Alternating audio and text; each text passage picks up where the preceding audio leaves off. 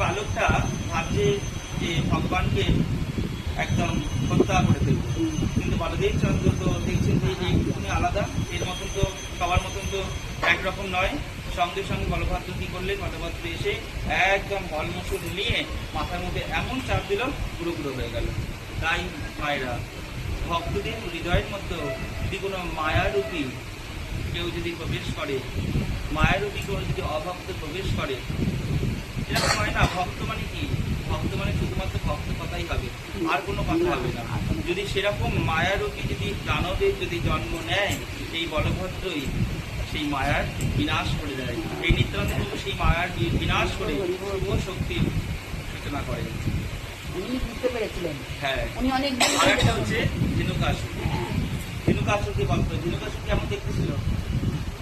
ভাগবতে পূর্ণ বর্ণিত আছে, ধেনুকাসুরকে দেখতে অনেকটা গাধার মতন দেখতে।